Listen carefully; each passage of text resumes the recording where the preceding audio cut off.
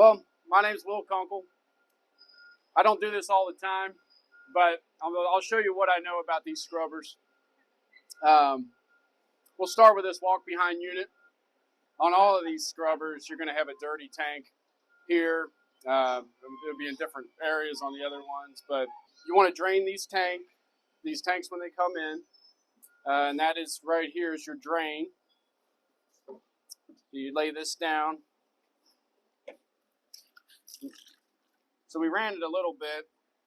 So what you want to do is drain the tank, and then what I try to do is run a garden hose in here just to get out any of that extra bigger junk that's in there.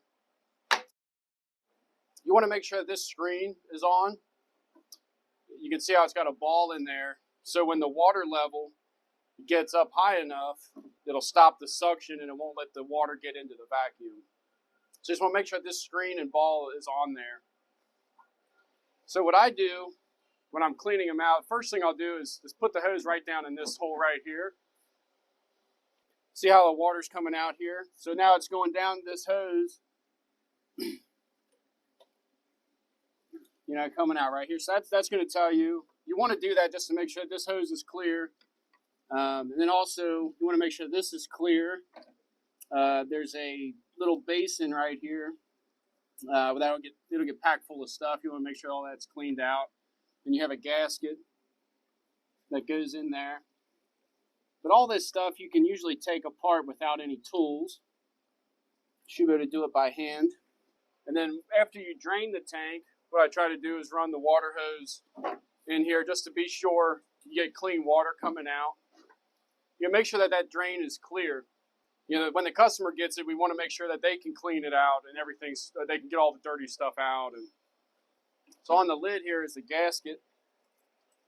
Just want to make sure that that's clean. Make sure the surface here is clean. That way that makes a good seal so you have good suction on your squeegee. And then always make sure that you have a cap for this. A lot of times these will go missing. So then when it's up here, what'll happen, the vacuum will just go through, and it won't create enough vacuum, it won't pull the water up off the floor. The other thing to look for is this is your clean water tank. You can see the water level right here. Say if you're trying to load this on a trailer or a ramp or something, a lot of times this will be full. So what you can do is actually pull this down. You could actually drain this tank to make the machine lighter. All right, so then on this machine, I noticed, so you should have a yellow knob here you can loosen by hand to remove the squeegee. Whereas this one somebody just put two nuts on there. So you actually have to have tools to take this one off. So we're going to put this one in an IRO so we can get the right knobs that way we can easily remove this. So anytime you're loading it, you want to take this squeegee off so we don't damage the squeegee. Let's see, the other thing, this squeegee was missing a wheel. There's supposed to be a wheel right here, just like on the other side. Also a wheel here in the front that's missing. So it should have a wheel just like this. And I also wanted to show you how to remove the brushes. So you just push down on this yellow tab like that. So you can tell these brushes are worn out because the yellow is the same height as the rest of it. But they're really simple to take off, simple to install.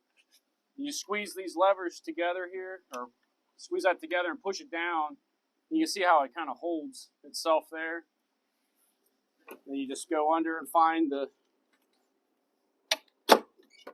slot, and then it automatically releases and it'll hold itself up there.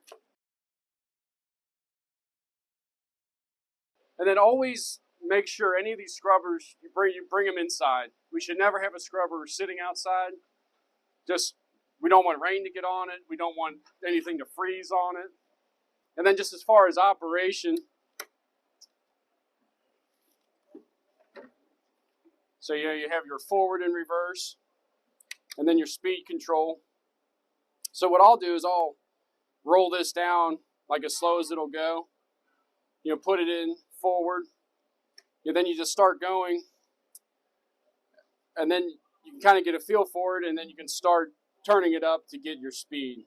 And then to operate it, basically just turn on your green power button, and you can adjust your down pressure on the brushes right here.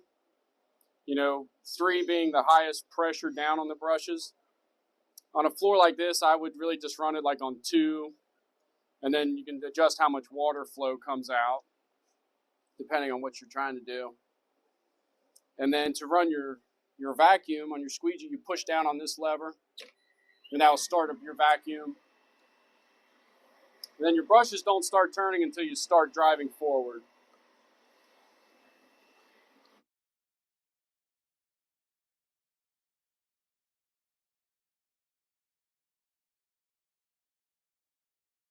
After you drain the tank, you want this tank to be empty so you can lift this up. And then you have 6-volt batteries. And you just want to check these out just like you would on a scissor lift. Check your water level in each cell. Check your connections. You can see this connection here. You have some corrosion around it.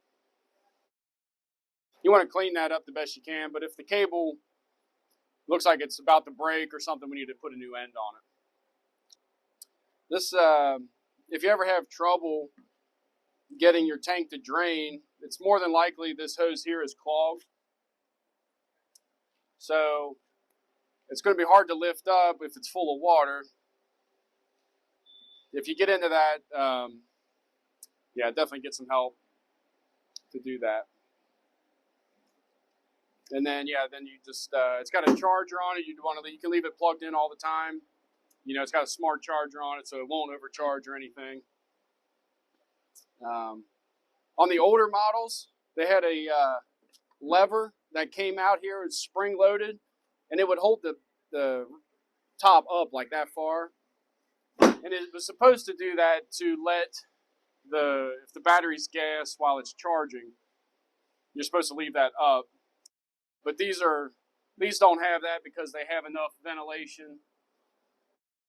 But on the older ones, make sure like after it's done charging, you push that lever back in. That way this lid goes all the way down, or else it won't seal. All right. Anybody have any questions on this unit?